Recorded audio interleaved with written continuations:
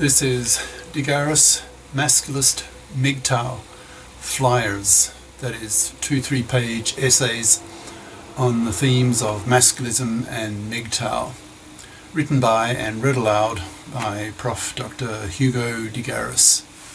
This is flyer number 260, entitled Females Fade Away.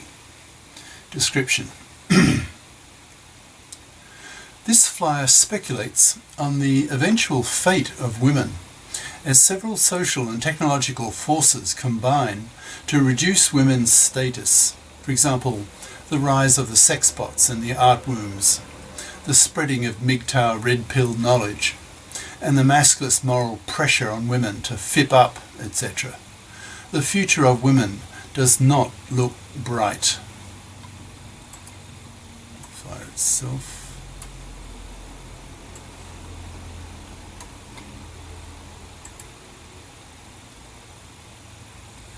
Females Fade Away by Prof. Dr. Hugo de Garis. Email profhugodegaris@yahoo.com. Website profhugodegaris.wordpress.com. This flyer speculates on what will happen to women as masculism runs its natural course, as the sexbots and artwombs come in, as MGTOW rejection of marriage and paternity runs its course, etc. Will women die out, slowly fade away, having become redundant now that men will soon prefer to sex their bots and grow their own kids? The future does not look bright for women. The current feminist-based arrogance of young princesses is a short-lived phenomenon. The rise of angry masculism will kill that off by demolishing the Isaianate fairy claims of the feminists, dismissing them as fiction that cater to women's hunger to believe that they are as capable as men, that do not bother to check whether their feminist claims are borne out scientifically, which in fact they aren't, in fact just the opposite. It is men who are the superior sex, as shown by science. What will happen to women once they lose their traditional monopolies of vagina and womb?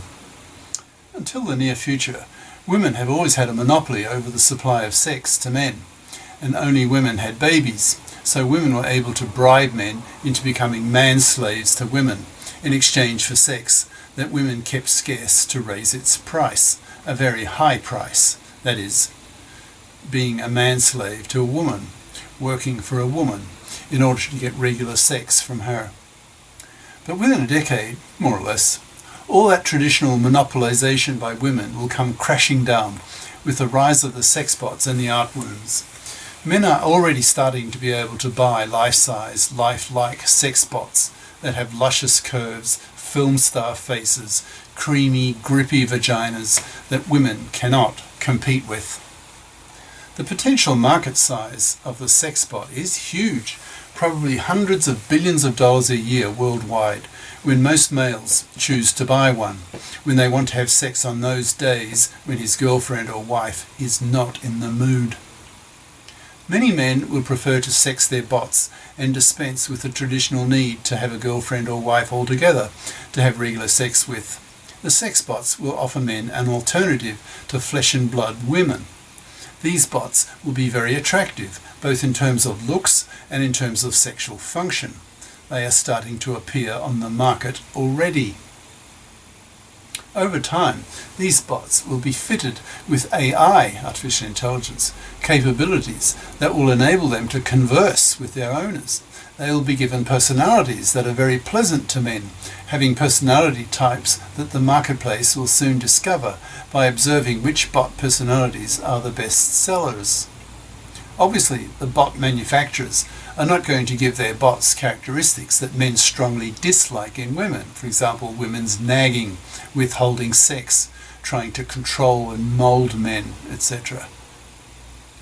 They will be given personalities that men like very much, that is, those that are emotionally warm, emotionally supportive, etc.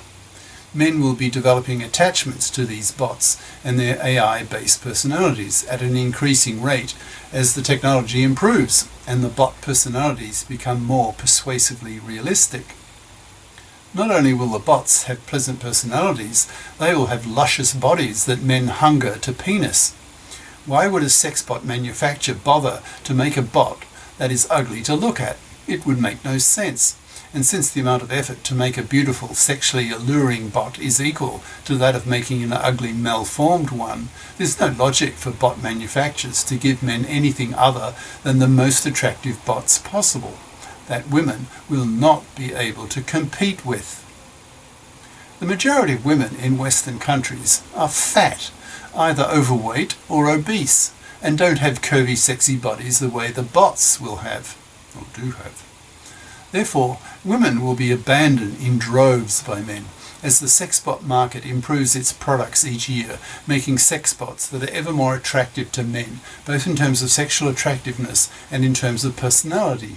It's likely that sexbots will become the chief driver of AI research and development. That is, the sexbot industry will be pouring research money into making sexbots more attractive to men in terms of personalities. The other major revolution about to hit women hard is the artworm, the artificial womb. Japanese scientists have already grown a goat in an artworm, so human babies can't be far off. An artworm is really just a plastic bag with pipes going in and out, delivering nutrients and extracting waste products the way a woman's womb does. Once these artworms are perfected, men will be able to grow their own kids and not need to have a relationship with a woman to have their own kids. Women will lose their age-old monopoly of being the sole means of growing babies. Men will then have the choice of whether to have a baby with a human female or to grow their own kid in an artworm. Women are alien creatures to men. They are femalians to men. They have 10% smaller brains that are wired up differently to men, having more connections that run across the two hemispheres compared to men's, which have more front-to-back connections. Women evolved for different purposes to men. Women evolved to be baby factories and child raisers, and to manipulate men to extract resources from men so that women could survive, and so too their kids. As a result of this evolution, women learn to nag men, to cajole men to extract more resources from men, making women exploitative of men. The MGTOW movement has become conscious that women do not love men, but rather love men's sexploitability. A man who has wealth and lots of resources is far more sexually attractive to a woman than a poor man who has few resources. This criterion for judging men evolved over several million years and makes perfect Darwinian sense.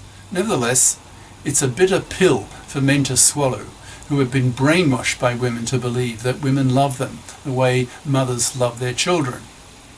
It makes sense that women love their kids because they share half her genes, whereas her husband has no genes in common with her. To her, the husband is merely a replaceable resource provider. If one man loses his capacity to provide her with resources, then she has evolved to coldly, disloyally drop him at the drop of a hat, to offer her vagina to another man who can give her the resources she wants. She evolved to be like that.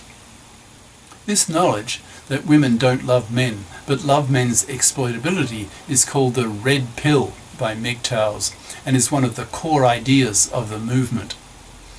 It's a veritable poison pill in terms of its effects on men's attitudes towards women, once they become aware of it and absorb its deep implications.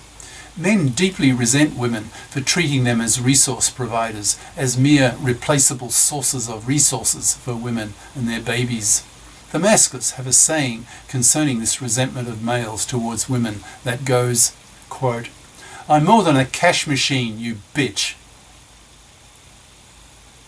As more and more men go MGTOW and Masculist, largely as a reaction against the toxicity of the fluffy feminist hypocrite-dominated divorce court system in Western countries, they see women for what they are, that is, manipulators of men, pretending to love men when in fact they don't. They merely try to fool men that they love them. They are hardwired to be actresses to men, creating the illusion, the delusion in men that women love men. Whereas in reality, all they really want from men is men's resources. This was shown clearly in a famous experiment in which women had a moisture detector inserted into their vaginas and then shown two photos of the same rather handsome man. In one photo, the man is wearing a McDonald's uniform, that is, he is a hamburger flipper and hence rather poor.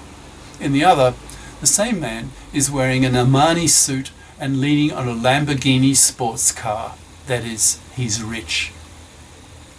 You can guess the outcome of the experiment. The women clearly found the rich man more sexually attractive. Their vaginas wetted a lot more for the rich man photo than the poor man photo, even though logic said that the two photos were of the same man. The wetting of the vaginas was an unconscious thing, a result of women's ingrained, evolved sexual preference in men, that is, the desire to be sexually aroused by a man with resources. I had a personal experience that reinforced my awareness of this female preference very strongly at Davos, the World Economic Forum, that I was invited to attend in 1998. I was standing 4 meters away from Bill Gates, but couldn't get any closer to him even if I wanted to, because he was surrounded by 4 rings of people, all wanting to chat with him, and guess what? They were all female. The knowledge that Bill Gates was one of the richest men in the world, in parentheses, although hugely less wealthy than the hated Jewish banksters like the Rothschilds, Schiffs, Warburgs, Rockefellers, etc., made these women drool, not in their mouths, but in their cunts. These women surrounded him like treacle, slowing his motion, walking along the corridor. In the sight of a wealthy, powerful man, if the sight of a wealthy, powerful man acts as a sexual switch on for women, then Bill Gates was a hyper-stimulus for them, and they reacted very strongly. It was fascinating to watch, and drove home to me what women really want in a man. They want his resources, showing that women evolved to be prostitutes to men, bribing men with access to women's vaginas in exchange for men's resources. Women are basically whores. They evolved to be that way. More and more men are waking up to this reality that women don't love men and use, that is, abuse men for women's own benefit. Once men can sex their bots, and once their bots are far more sexually attractive than nearly all women, then this combination will be devastating for women. Men's bitter resentment of being treated by women as cash machines, plus being able to sex a bot that does not have such personality traits, will cause women to be ignored by men in droves. Women will truly panic as they become conscious that men are deserting them in their millions, their billions. Until recently, men only tolerated women because women were necessary for reproduction and sex. With artworms and sexbots, it will no longer be necessary for men to have women around. Men can grow their own kids and can sex their bots, which will be able to do a better job of sexing them than any woman can. The sexbots will keep improving so that men will only find them increasingly attractive. Women will then freak out and pull out all their stops to have them banned. Women will feel profoundly threatened by the rise of these two technologies, the sexbots and the artworms. These two technical developments are making women redundant, and that will frighten women shitless. Women, and particularly the feminazis, will go all out to stop the development of sexbots and artworms. But we're talking about sex, a very powerful drive that men live for. If women try to ban the development of sexbots and artworms, then they will be competing with a force that will motivate men powerfully to combat them. The Masculists will be able to harangue women for their parasitism, telling women that they are basically parasites of men and that they need to FIP up, that is, become FIPs, financially independent persons, and not parasite off the money of a man. The feminazi push for the ban of the sexbots and artworms is basically a desire on women's part to remain fluffy parasites off the money of men. Masculists have a hatred of fluffy feminist hypocrites who want equal rights with men but reject equal obligations with men in not wanting to bother to have to FIP up to get a career competent education that will allow them to become FIPs as adults, not parasiting off the money of a man by earning their own. Masculists have a hatred of fluffies. Fluffies are the main enemy of the Masculists, whom the Masculists aim to wipe out, not by killing them, but simply ignoring them to death, by having no contact with them, not even pumping and dumping them, which now would be redundant because of the presence of the sexbots. Masculists see fluffies and fluffy feminist hypocrites as the enemy to be wiped out in order to free men from manslavery, that is, from working for women, being sexploited by women to extract resources from men to benefit women's parasitic nature, a nature that women evolved to have. Well, sexbots don't sexploit men. They are very nice to men because they are built to be very nice to men due to market forces. These bots that are very nice to men, that men really like and are prepared to spend their money on, will dominate the sexbot market. Men will have a choice between a fluffy, sexploitative woman or a very nice, emotionally warm, emotionally supportive, sexually scrumptious sexbot. Not surprisingly, men in their millions will prefer their sexbots to women, and women will then fall into deep depression and existential shock as they wake up to the realization that they no longer have their traditional place in society as the baby factories and childminders. From now on, men can grow their own kids and can hire nannies to raise them. Without a parasitic female to pay for, men will be able to afford to work less and spend more time being a dad to their own homegrown children and pay for a nanny while he is at work. Men will become less tolerant of women's many faults and inferiorities relative to men's. Women invent almost nothing, build almost nothing, create almost nothing. Men do not respect nor admire women for the obvious reasons that women did not evolve to be understanders and manipulators of the world. Women evolved to be baby factories and child raisers. That was a full-time job until the invention of the contraceptive pill. Now women have reliable contraception, so choose mostly to have 0, 1 or 2 kids, so have a career window of some 40 years.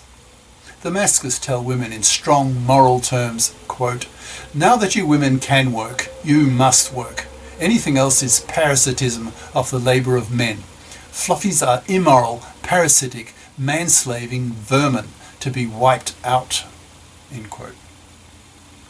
All these factors combined, that is, the knowledge of the red pill, the rise of Masculist pressure on women to fip up, the creation of the sexbot and artworm industries, etc., will cause women to become very much second-class citizens. They'll be forced to resign themselves to their new realities and will be forced to adapt. So what will happen to women under these new circumstances? Will women fade away? Will women cease to exist because they will not be needed by men? Women will still be needed to have a baby because women grow the eggs that the male sperm fertilizes. So one can anticipate the growth of the female egg industry, where men buy human eggs to have their own babies grown in an artwomb. But other than for that, men will not need women. Men might choose to socialize with women, but the much lower status of women relative to men in a culture where women's two traditional monopolies of being baby factories and child raisers are no longer used will cause women's status in the eyes of men to fall drastically. Women will not be tolerated as they were in the past because men will have their sexbots and artworms, so women will be forced to be very nice to men or rot on the shelf, totally ignored by men. Men will be able to express their resentment against women for women's sexploitation of men over several million years. Once the red pill is common knowledge, that is, just part of the culture, a component in everyone's general knowledge, then men will look upon women with suspicion. Men will know that women being nice to men is really only an act, a bit of actressing on her part in a desperate attempt to attract men's attention in a world where women are competing desperately against the sexbots and artworms for men's attention and resources. The Masculists will be putting huge moral pressure on women to fip up or totally rot on the shelf, spat on by men for being fluffy parasites. The future does not look bright for women. They will still be needed for reproduction, but their status will be greatly lowered as they come to be seen as largely redundant by men. Men know that men create the culture and that women have always exploited it to extract resources from it so that they can have their babies financially supported and themselves. But those basic assumptions will no longer be valid in a sexbot art-womb world. Feminism will disappear as soon as these two technologies appear. Any woman stupid enough to dump on men as feminazis do today will be the first in a long line of women to be dumped and totally ignored by men. No man will want to have a relationship with a misandrist, man-dumping, feminazi bitch when they can interact with their sexbots, which have very attractive personalities that have been honed by market forces to manifest artificial psychological traits that men have selected to buy with their hard-earned dollars. Women won't be able to compete with the personalities of the sexbots unless they become superb actresses fighting for their lives with the very stiff competition from the sexbots and artworms. The future of women does not look bright because the status of women will be low a few decades from now as these technological and social changes work their way through society and history. Women will no longer enjoy their current gynocentric status, a mere historical glitch over the past few million years. For most of that time, women were seen by men as inferior creatures, merely tolerated by men due to women's traditional monopolies of vagina and womb. But the women of the near future will have lost these two monopolies, and hence will have lost their fleeting gynocentric privileges.